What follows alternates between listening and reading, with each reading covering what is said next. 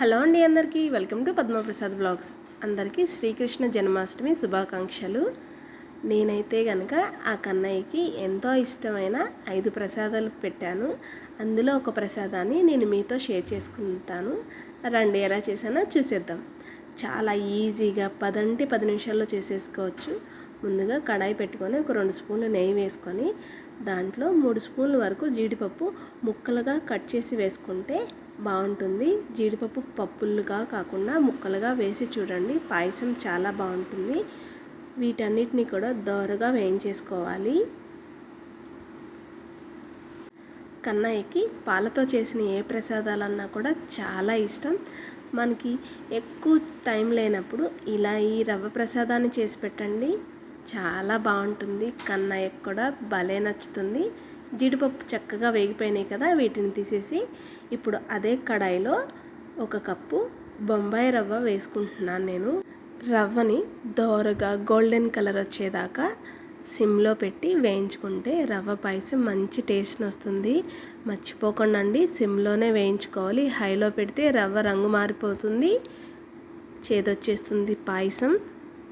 చూడండి, దోరగా చక్కగా వేగుతుంది. మనకి రవ్వ బాగా వేగింది అనడానికి నేతిలో రవ్వ వేయించేప్పుడు మంచి సువాసన వస్తుంది. రవ్వ వేగాక మీకు చూపిస్తున్నాను చూడండి, రవ్వ చక్కగా గోల్డెన్ కలర్ వచ్చేలాగా వేగిపోయింది. ఇప్పుడు దీంట్లో మనం 1 కప్పు చిక్కటి పాలు పోసుకొని పాలల్లోనే రవ్వ అంతా కూడా ఉడకపెట్టుకుంటే చాలా టేస్ట్ ఉంటుంది రవ్వ పాయసం.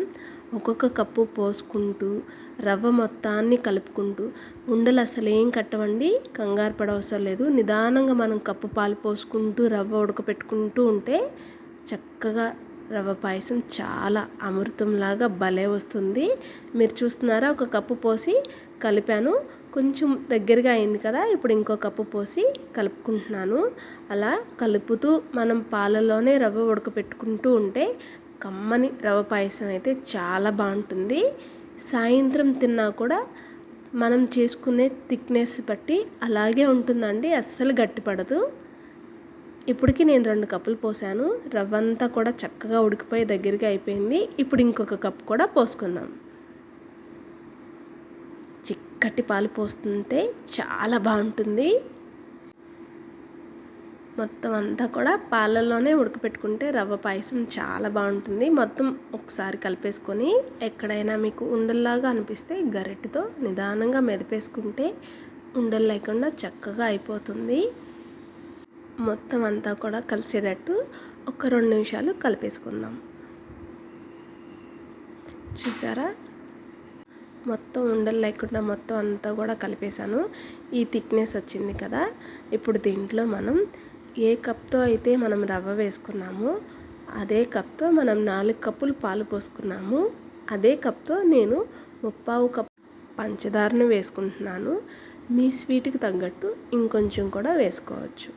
పంచదారని కూడా మొత్తం అంతా కలిపేసుకుంటే చూస్తూ ఉండండి, చాలా లూజ్గా అయిపోతుంది రవ్వ పాయసం పంచదార వేసాక కరిగిపోయాక. చూసారా, థిక్నెస్ అంతా కూడా పోయి మళ్ళీ పాయసం పలచబడుతుంది కదా. ఇలా మొత్తం అంతా కూడా ఒక 2 నిమిషాలు కలిపేసుకుంటే కమ్మటి రవ్వ పాయసం రెడీ అయిపోయింది. కలుపుతుంటే మంచి సువాసన వస్తుంది, ఎందుకంటే మనం రవ్వ నేతిలో వేయించాం కదా. చిక్కటి పాలు కూడా పోసాము. చూడండి ఎంత థిక్నెస్ ఉందో. మనం సాయంత్రం తిన్నా కూడా ఇలాగే ఉంటుంది పాయసం. పాలలో రవ్వని చక్కగా ఉడకపెట్టుకుంటే మొత్తం అంతా కూడా ఒకసారి కలిపేసుకుంటే పంచదార, రవ్వ, పాలు అన్నీ కలిసిపోయాయి కదా. ఇప్పుడు దీంట్లో ఒక 1/4 టీ స్పూన్ వరకు యాలకుల పొడి వేసుకున్నాము. యాలకుల పొడి మంచి టేస్ట్ని, మంచి సువాసన కూడా వస్తుంది. మనం వేయించి పక్కన పెట్టుకున్న జీడిపప్పు ఎందుకు చెప్పాను మీకు చూసారా, జీడిపప్పు ఇలా పల్చగా ఉన్న రవ్వ పాయసంలో ముక్కలుగా వేసుకుంటే తినేటప్పుడు ప్రతి స్పూన్కి కూడా ఒక్కొక్క ముక్క తగులుతుంది. అదే పప్పులుగా వేసుకుంటే అంత టేస్ట్ అనిపించదు. చూసారా, ఎంత చిక్కగా కమ్మని రవ్వ పాయసం అయిపోయింది. ఈ కమ్మని రవ్వ పాయసాన్ని ఆ శ్రీకృష్ణుడికి నేను నివేదనగా పెట్టి మనస్ఫూర్తిగా మనోధైర్యాన్ని ఇమ్మని కోరుకుంటాను. నచ్చిందండి మీకు ఈ వీడియో అయితే లైక్ చేయండి. మన ఛానల్ని సబ్స్క్రైబ్ చేసుకోండి. నేను మరిన్ని కొత్త వీడియోస్తో మీ ముందుకు వస్తూ ఉంటాను. మీరు కూడా ట్రై చేసి ఎలా వచ్చిందో నాకు కామెంట్ చేయండి.